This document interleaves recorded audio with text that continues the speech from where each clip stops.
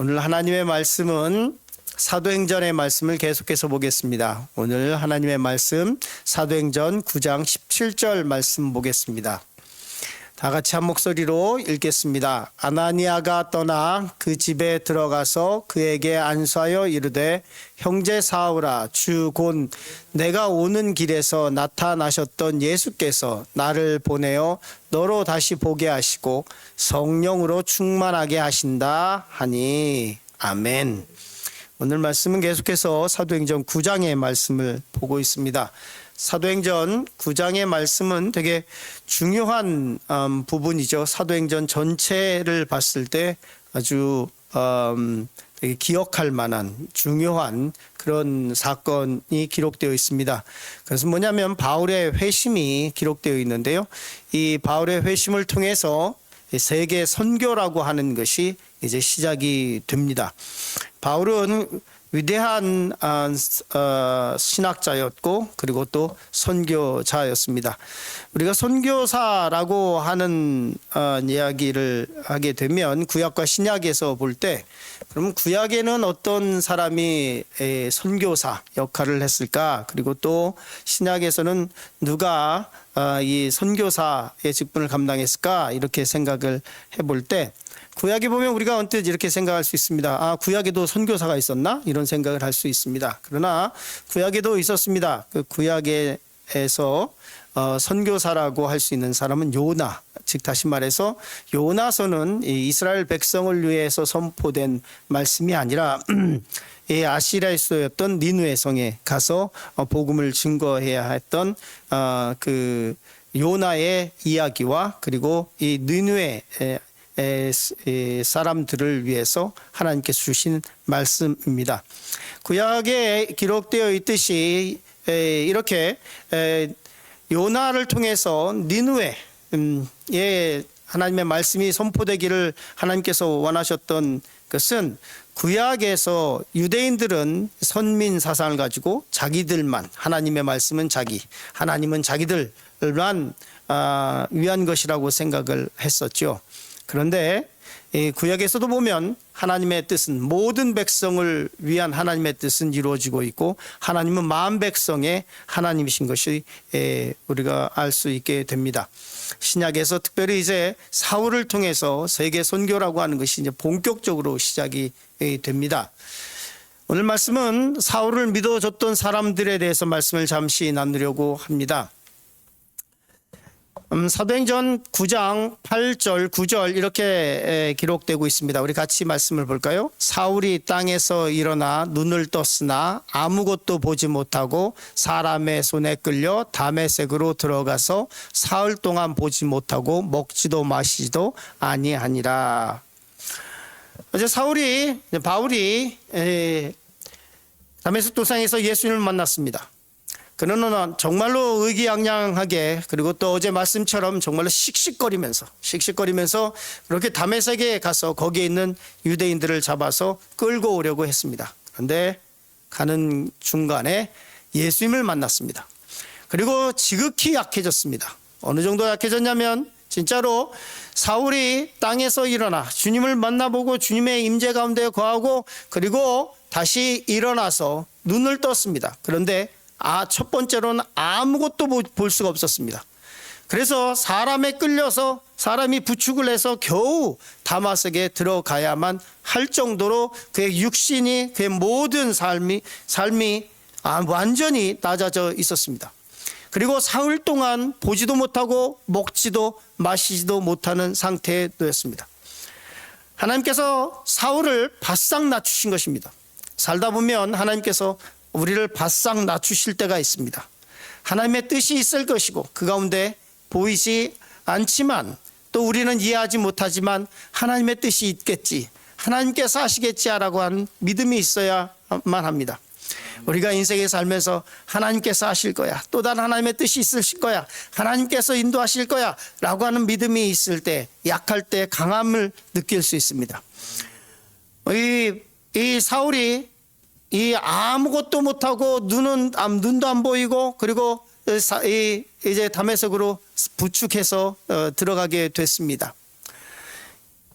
바울이 고린도 후서에 보면 12장 7절에 보면 자기 육체의 가시에 대해서 말을 합니다. 그리고 이것을 위해서 굉장히 고통스러웠고 이것을 위해서 하나님께 주님께 3번 간구했다 이렇게 기록되어 있습니다. 그런데 하나님께서 그의 기도를 들어주시지 않았죠. 내 은혜가 족하도다라고 말씀을 하셨습니다. 이 바울의 육체의 가시에 대해서 여러 가지 학설이 있습니다. 첫 번째로 바울의 육체의 가시에 대해서 간질이었을 것이다 라는 생각을 하고 있습니다. 왜냐하면 이 사단이 준 것으로 기록하고 있기 때문에 그 당시에 사단이 줬다라고 하는 것은 그의 간질병이 대표적으로 이 사단이나 이런 귀신 들린 현상으로 그 당시에는 이해를 했기 때문에 그렇습니다. 그런데 이 육체의 가시에 대해서 또 다른 생각이 있습니다. 그것은 뭐냐면 이 시력에 관한 것입니다. 바울은 시력에 굉장히 큰 문제가 있었습니다. 그의 사역 내내 괴롭혔던 것은 눈의 문제였습니다. 그렇기 때문에 갈라디아서 6장 11절 말씀에 보면 갈라디아서를 기록하는데 이렇게 말씀하고 있습니다. 내 손으로 너희에게 이렇게 큰 글자로 쓴 것을 보라. 바울이 친필로 쓰는데 눈이 안 좋았습니다. 근데 우리가 생각할 때는 그때 큰 광채, 태양보다도 더 밝은 광채를 봤다고 기록하고 있는데요. 그 광채를 본 이후에 그의 눈이 3일 동안 멀어 있었고 그리고 그 이후에 이 사울의 시력이 굉장히 안 좋았을 것이다 라고 하는 생각을 하고 있습니다. 그래서 갈라디아서뿐만 아니라 그가 기록했었던 모든 이 성경에서는 친필로 쓴 것에 있어서는 굉장히 큰 글씨로, 그래서 이 로마서를 쓸 때도 이 바울은 로마서를 직접 기록하지 못했습니다. 더디오가 대필을 했죠. 그래서 많은 바울의 서신서를 다른 사람이 대필했습니다. 그 중에 이유가 뭐냐면 바울이 시력이 안 좋았기 때문에 그렇습니다. 그래서 또 갈라디아서 4장 15절 말씀에 보면 이렇게 기록되어 있습니다. 너희가 할 수만 있었더라면 너희의 눈이라도 빼어 나에게 주었으리라. 이 바울이 굉장히 시력의 문제로 고통당하고 있었던 것을 갈라디아에 있는 성도들이 알았습니다. 그래서 갈라디아 성도들이 바울을 너무너무 사랑했기 때문에 어느 정도 사랑했는지 갈라디아 성도들의 사랑을 표현할 때 바울이 이렇게 씁니다. 너희가 할 수만 있었더라면 너희 눈이라도 빼서 나에게 주었으리라 이렇게 기록하고 있습니다. 다른 것에 대해서 얘기하지 않고 특별히 눈에 대해서 얘기를 합니다. 그래서 이 큰 광채 속에서 바울이 그의 시력이 굉장히 안 좋아졌을 것이다. 그것이 그의 육체의 가시로 작용을 했을 것이다 라고 생각을 하기도 합니다.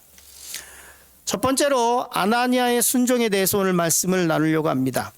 성경에는 3명의 아나니아에 대해서 말씀하고 있습니다. 3명이 등장을 하는데요. 첫 번째로 아나니아는 누구냐면 아나니아와 삽비라, 에서 우리가 잘 알고 있는 이 아나니아의 이야기죠.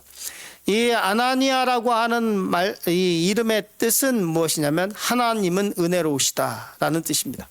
굉장히 좋은 이름의 뜻입니다. 그러나 아나니아와 삽비라가 성령을 시험하다가 성경에는 그들이 판 돈을 감춘 것을 성령을 시험했다라고 베드로 사도가 얘기합니다.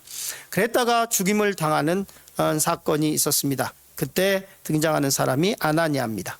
그리고 또 오늘 본문 속에 등장하는 사람이 아나니아입니다. 그리고 또 아나니아가 또 있는데 그 아나니아는 이 사울이 이 공문을 가지고 다메섹으로 갈 때 그때 대제사장은 가야바였습니다. 그런데 이 바울이 이제 사도행전 22장 그쪽 넘어가면서 이 신문을 받을 때 그때의 대제사장은 아나니아였습니다. 그래서 이 3명의 아나니아가 각기 다른 삶을 삽니다. 이름이 중요한 것이 아니라 정말로 어떤 사람은 성령을 시험하다가 죽고 어떤 사람은 굉장히 오늘 아나니아의 순종을 보는데요. 순종하며 예수님의 제자의 삶을 살았고 어떤 사람은 대제사장이라고 그 당시에 호의호식하면서 종교의 지도자였다고 생각을, 유대교의 지도자였고, 그래 하나님의 말씀을 자기가 잘한다고 생각을 했고 하나님의 말씀을 다루고 율법을 철저하게 지켰다고 생각하는 그 사람은 아마도 지옥에 가 있을 것입니다. 오늘 말씀 계속해서 보면 사도행전 9장 10절 말씀 같이 읽겠습니다. 그때 다메섹에 아나니아라 하는 제자가 있더니 주께서 환상 중에 불러 이르시되 아나니아야 하시거늘 대답하되 주여 내가 여기 있나이다 하니. 그때 다메섹에 아나니아라고 하는 사람이 있었는데 그를 제자라고 부릅니다. 그러니까 이 아나니아는 사도행전 6장에서 볼 때 7 집사님을 세울 때 그때 거기에 이름이 없습니다. 그러니까 7 집사님 아닙니다. 그리고 여기 보면 다메섹에서 아나니아라 하는 제자가 있었다. 그러면 이 예루살렘에서 이 사울을 통해서 교회가 잔멸될 때 그때 사도와 제자들을 빼고 다 흩어졌습니다. 그러니까 그런데 다메섹에 거하고 있었던 이 아나니아를 제자라고 부르는 것을 봤을 때 이 예루살렘에 있었던 사람은 아닙니다. 어떻게 주님의 복음을 들었는지 모르지만 이 아나니아가 복음을 들었고 그리고 저 멀리 떨어진 시리아의 수도 다마스커스 다메섹에서 제자의 삶을 살고 있었습니다. 이 사람을 주님께서 부르셨습니다.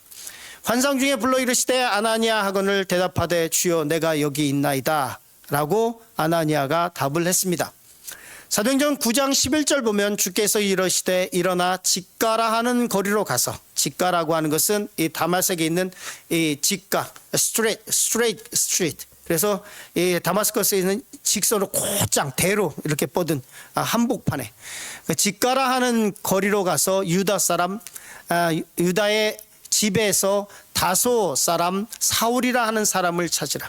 거기에 그 대로가 있는 그 지역에 거기에 유다라고 하는 사람이 있는데 거기에 보면 다소 출신의 사울이 있다. 그 사람을 찾으라. 그런데 뭐라고 말씀하고 있냐면 그가 기도하는 중이다. 이 사울이 3일 동안 아무것도 먹지도 못하고 보지도 못하면서 뭐하고 있었냐면 금식하면서 기도하고 있었습니다. 이 하나님께서 아나니아에게 그 사울을 찾아서 가서 기도해 주라라고 말씀을 하셨습니다. 다소는 터키에 있는데요. 나중에 바나바가 이 다소에 가서 낙향에 가 있는 바울을 데리고 안디옥에 와서 안디옥에서 가르치는 그 이야기가 몇 장 뒤에 나오게 됩니다. 그래서 다소 바울의 고향입니다. 사도행전 9장 13절 말씀 보면 이렇게 기록하고 있습니다. 아나니아가 대답하되 주여 이 사람에게 대하여 내가 여러 사람에게 듣사온즉 그가 예루살렘에서 주의 성도에게 적지 않은 해를 끼쳤다 하더니, 아나니아가 주님께서 아나니아를 불러서 너 이 사울을 찾아가서 거기서 기도하라 해주라 라는 말씀을 들었을 때 아나니아가 수긍할 수 없었습니다. 주님, 제가 들으니까 예루살렘에서 이 사람 때문에 수없이 많은 성도들이 괴로움을 당했고 박해를 받았고 그리고 교회가 정말로 파괴됐다고 하는 이야기를 여러 사람에게 들었습니다. 한두 사람이 아닙니다. 제가 어떻게 이 사람을 찾아가서 기도해 줄 수 있겠습니까? 이렇게 얘기하는 것입니다. 그런데 주님께서 이렇게 말씀합니다. 주께서 이르시되 가라. 이 사람은 내 이름을 이방인과 임금들과 이스라엘 자손에게 전하기 위하여 택한 나의 그릇이다. 이것은 바울의 컬링이죠. 바울이 어떤 누구를 위해서 부르심을 받았는지를 지명하고 있습니다. 이방인을 위한 사도고 임금과 이스라엘 자손을 위해서 부름을 받았다고 명시되어 있습니다. 이 말씀을 듣고 아나니아가 17절 보면 아나니아가 떠나 그 집에 들어가서 그에게 안수하되 형제 사울아, 주 곧 내가 오는 길에서 나타나셨던 예수께서 나를 보내어 너로 다시 보게 하시고 성령으로 충만하게 하신다 하니. 아나니아가 사울을 찾아서 뭐라고 부르냐면 이렇게 부릅니다. 형제 사울아. 아나니아는 이 사울을 믿을 수 없었습니다. 그런데 아나니아가 주님께 순종함으로 말미암아 사울은 어떤 일이 있었냐면 기도를 받고 나서 그의 눈에 있었던 비늘 같은 게 떨어졌고 그리고 나서 이 사울이 다메섹에 있는 제자들과 함께 며칠 있을 새 즉시 각 회당에서 예수가 하나님의 아들이심을 전파하니 이 아나니아가 사울을 믿었다기보다는 하나님께 순종하고 그에게 가서 그 당시에 교회의 최대의 적이었던 그 사람에게 가서 주님께 순종하고 하나님께 순종하고 기도하고 안수했을 때 기적을 보게 됩니다. 이 바울이 가서 회당에서 이 주님을 증거하기 시작합니다. 하나님께 순종할 때 우리는 하나님께서 하시는 놀라운 일들을 보게 됩니다. 하나님의 역사를 보게 됩니다. 아나니아가 거기서 버티고 있었다면 나는 잘 모르지만 어떨 때 순종이 뭐냐? 나는 잘 모르지만 하나님의 뜻이라고 생각하고 믿고 순종하고 첫 발을 내디딜 때 요단강이 갈라지기 시작하는 것입니다. 첫 발을 내딛고 나아갈 때 모세가 지팡이로 홍해를 칠 때 홍해가 갈라지기 시작하는 것입니다. 아나니아의 순종으로 말미암아 이 박해자가 사역자로 변하는 역사를 보게 되는 것입니다. 두 번째로 바울과 바나바에 대해서 말씀을 잠시 나누려고 합니다. 사도행전 9장 26절 27절 이렇게 기록하고 있습니다. 사울이 예루살렘에 가서 제자들을 사귀고자 하나 다 두려워하여 그가 제자됨을 믿지 아니하니 바나바가 데리고 사도들에게 가서 사람들이 이 다메섹에서 있었던 일들, 이 변화에 대해서 사도들에게, 예루살렘에 있는 사도들에게 전했습니다. 그런데 이 사울이 예루살렘에 있는 주님의 제자들과도 교제하고 싶었습니다. 그들의 말을 듣기 원했고 어제 말씀드린 것처럼 사울은 예수님의 공생의 기간 동안에 예수님을 만난 적이 없었기 때문에 예수님과 직접 같이 생활했었던 제자들에게 예수님의 이야기를 듣고 싶었을 것입니다. 그런데 이 제자들이 사울과의 교제하는 것을 다 두려워했습니다. 그랬겠죠. 예루살렘에서 그가 어떻게 했는지를 다 알고 있는데. 그런데 그때 바나바가 등장합니다. 바나바가 데리고 사도들에게 가서 이 예수님을 믿은 회심한 바울을 사도들에게 데리고 간 사람은 바나바였습니다. 바나바를 성경은 그는 착한 사람이라고 얘기를 하고 있고 예루살렘에서 많은 굶주린 성도들을 구하기 위해서 그의 재산을 팔았던 사람입니다. 이 사람이 1차 전도여행을 바울과 같이 가게 되죠. 그러나 2차 전도여행을 갈 때 심히 다투게 되는 사건이 벌어집니다. 바나바는 이 바울의 과거의 모습을 본 것이 아니라 현재 주님께서 만지신 그 형제를 보았습니다. 우리가 사람을 대할 때 어떻게 돼야 되느냐? 과거의 옛날에가 아니라 옛날에 어땠는데가 아니라 주님께서 만지신 그 사람을 믿어주고 그 주님께서 하실 일들을 기대하며 나아갈 때 그 한 사람의 인생이 굉장히 달라지는 모습을 보게 됩니다. 오늘 이 말씀을 보며 이 아나니아와 이 바나바가 예전에 그 사울이 아니라 예수님 믿고 난 이후에 이 바울의 모습을 믿어줬던 것처럼 오늘 삶 가운데 믿고 주님의 은혜를 간구하며 다른 사람을 대할 때 과거의 모습이 아니라 주님께서 만지신 주의 성도, 주의 백성, 나의 형제로 받아주시면서 그렇게 교제하시면 좋겠습니다.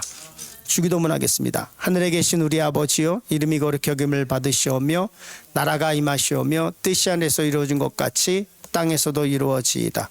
오늘 우리에게 일용할 양식을 주시옵고 우리가 우리에게 죄 지은 자를 사하여 준 것 같이 우리의 죄를 사하여 주시옵고 우리를 시험에 들게 하지 마시옵고 다만 악에서 구하시옵소서.